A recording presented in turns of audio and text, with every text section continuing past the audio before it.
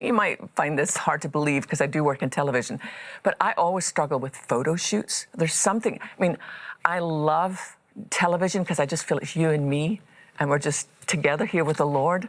I love all our missions outreaches. I mean, I love going to Angola and in a tent in the middle of nowhere under God's starry, starry skies. I can stand up and speak to 25,000 women and think this is such a privilege. But tell me I have to do a photo shoot, and it's like, no. Like, even I have a new book coming out next year called Praying Women.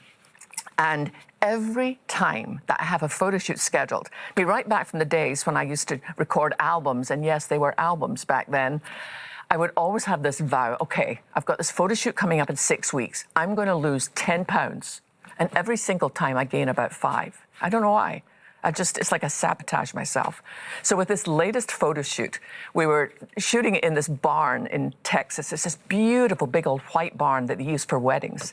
And I arrived a little bit early, and Barry, my husband, had brought a single white chair in, and he just sat it in the middle of this. I mean, it was almost like a big white cathedral. And he sat the chair there, and then he went back to the car to make a phone call and get some things. So I was the only one there. And I'm looking at this single chair in the middle of this vast space and sunlight coming through the windows.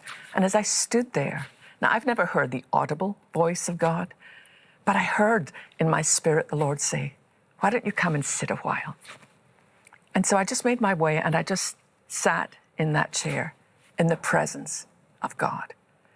And I have to tell you, the peace that came over me, because if you're like me, there's 1,000,001 things going on in life. And so often, all our insecurities come to the surface.